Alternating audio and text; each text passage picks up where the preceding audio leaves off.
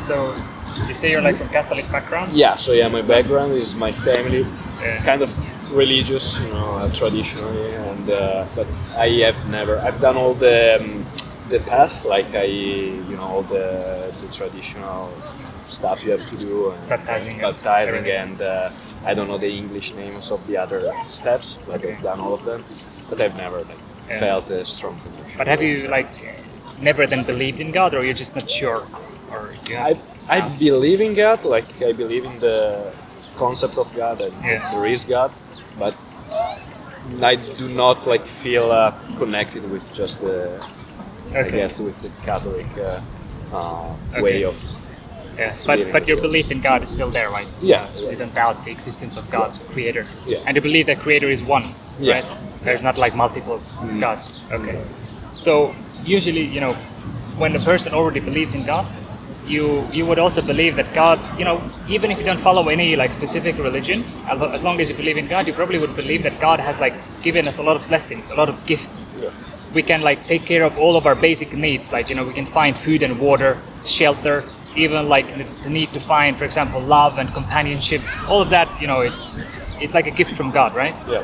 So it would only make sense that God would not like leave us without even granting like a more important need, which is the need for guidance, because we can only answer like so many like questions when it comes to like afterlife and the purpose of life. We don't really know. We can't make these answers like up. We cannot like derive them from within ourselves.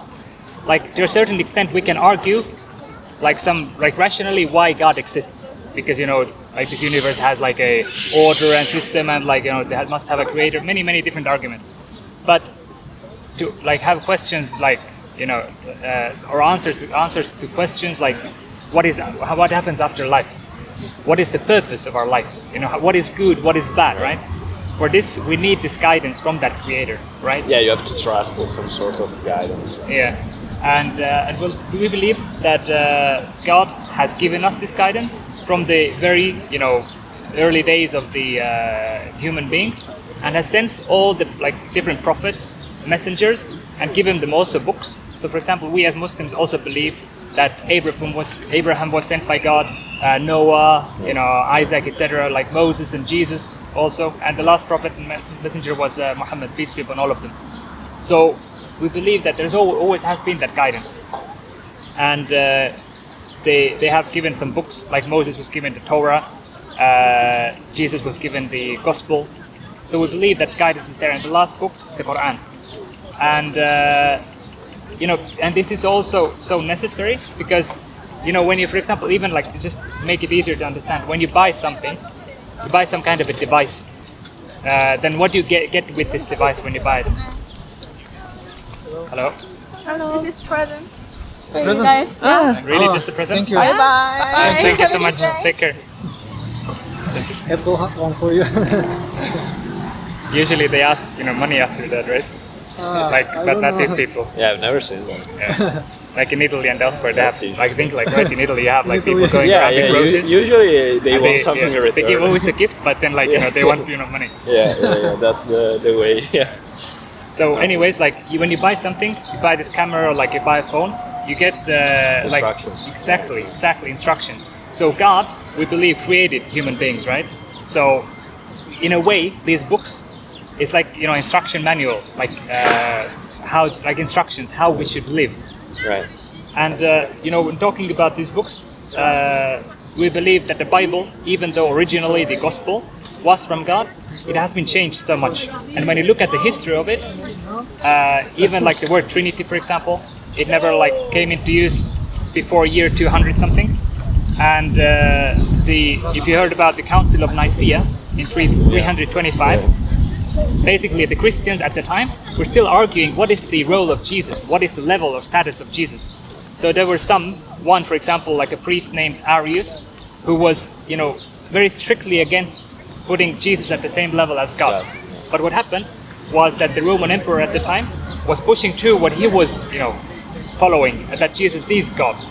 And he ordered, after that council, all the other books to be burned. And even like came out with a verdict that everyone who's hiding books that like basically contradict this like Trinity, that Jesus is the same as God, that this person should be killed, right? So this kind of understanding of Jesus was pushed through. We believe as Muslims that Jesus was only calling to worship one God. Even in the Bible, he himself prays, right? So if he was God, who would he pray to? And he never said that I am God, worship me. Nothing like that is in the Bible, even in this corrupted version of the Bible.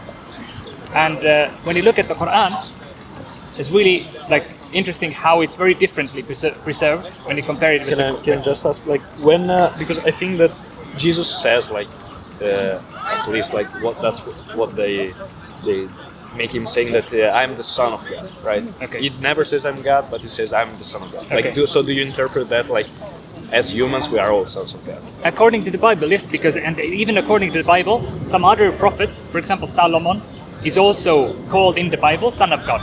Right. And also when the Christians pray, I used to be a Christian actually. I prayed like I started my prayer like I don't remember exactly maybe in English, but our Father who you are in the heavens, right? Yeah. So basically according to that, all of the people are like children of God according to the Bible. Right. So it doesn't make sense to add like this literal meaning now, right? Like that like Jesus is now that makes the sense. literal. That makes sense.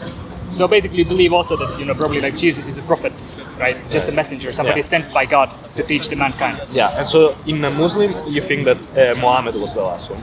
Yes. Why is there a theory on why he was the last one? Yeah, we have the Quran, right? And I will, if you have like a little bit more time, I will tell you why like the Quran was preserved, like how we believe this is the true book.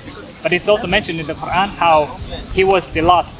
Like it's called the seal of the prophets. Remember, like not remember, but like in the history, like before, like the envelopes were like when they were sealed, like you put a seal like on the letter, and the same way, like this word is used, like Khatim and Nabiyyin, like the seal of the prophets, and it was the last prophet. But the idea is that Islam is the last religion that was sent by the same God who sent Jesus, Moses, and all of them before them, right? So maybe if you want like some reasons why, then maybe like logically, maybe one of the reasons is that like nowadays we have this global communication.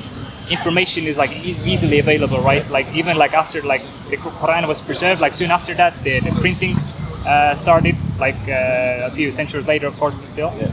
And nowadays we have the books, we have the internet, so there's maybe one of the reasons. Allah knows best, God knows best, what exactly is the reason. But anyways, but why we believe the Quran is like the book of God. There's a verse also like in the Quran, chapter 15, verse 9. It says that God basically talks about how God sent this book, and He is the one who will preserve it and protect it. He will be the preserver and the protector of the book. And now when you look at historically how the Quran was preserved, first of all, it was written down during the time of the Prophet Muhammad, peace be upon him, on whatever was available, like some palm leaves. Which century is that? It was, he started preaching his message year 610. Okay. Yeah. So the early 7th century, and it was written down by his companions because he himself was illiterate. He could not read and write.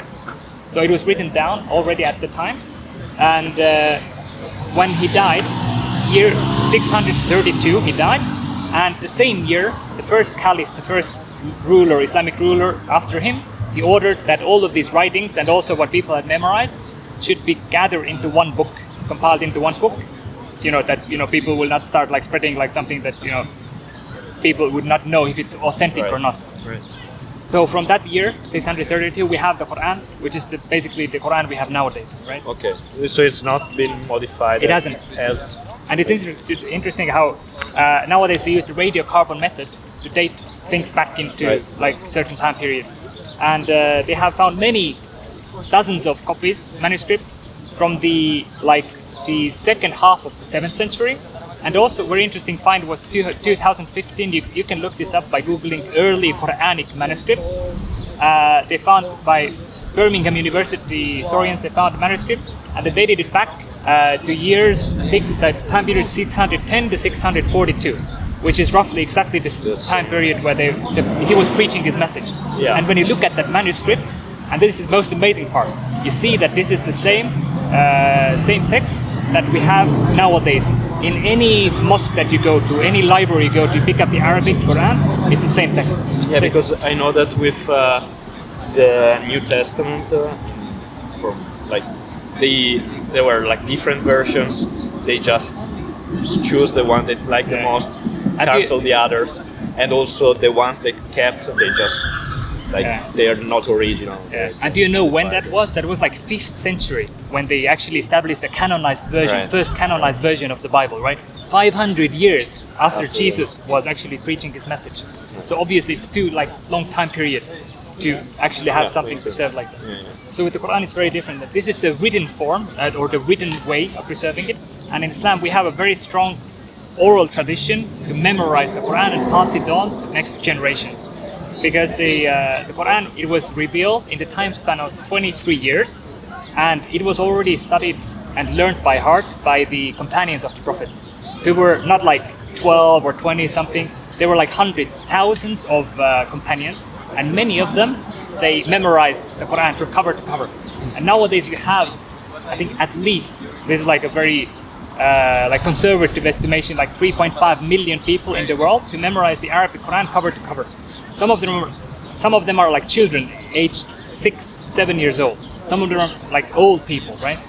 So there's this strong tradition, and which is really amazing that if all of the copies of all the religious books were to disappear, like let's say like thrown into the bottom of the ocean, we as Muslims can recover the same exact version of the Quran in a couple of days. That's pretty cool. You can't say the same about the Bible, right? Yeah, I don't think so. Because with the Bible, another thing is also like, if you ask if somebody has memorized it, like you would be like, which version, right? Because there's so many different versions, and we don't have the original. Jesus was speaking, which language do you know? Which do you know? Italian, English. No, I mean like which language Jesus was speaking, do you know? I wasn't speaking Aramaic, right? Aramaic, yeah. So Aramaic. but we don't have the original in Aramaic, and we don't have basically the bottom line is we don't have the Bible preserved as because that was an antique Aramaic. It was because now there is still I think Aramaic, but it's like new Aramaic, something like that. But that was an antique Aramaic. And also an interesting thing, like when you look at even like in Aramaic, like the word like God is Eloha or Allah, and we call it Allah. Right. And it's still the same creator, same God, right? He has sent the same message. Sometimes people, they hear the word Allah and they get like scared. Oh, like these guys are worshipping some kind of other God, right? Yeah, it's the same. Yeah, it's the same God. What would you suggest us to? Do you have a group of where you meet and do discussions? Do you live in Tallinn or? I'm gonna stay here for another month, so. We have Estonian Islamic Center. Right. If you just type it in Google Maps, it will come up. Estonian Muslim. It's next to near the airport.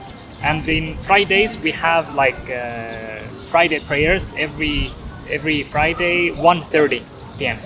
And you are really welcome to just come and see how the vibe is, like what it looks like if you want. You're very welcome. Friday 1:30 p.m. Yeah, and you can take something. I would recommend the Quran itself. It's the English version. All right. Like translation, and it's like the full thing. It's just really small script, but it's like complete. Yeah, it's complete. And also this one. Just maybe start with.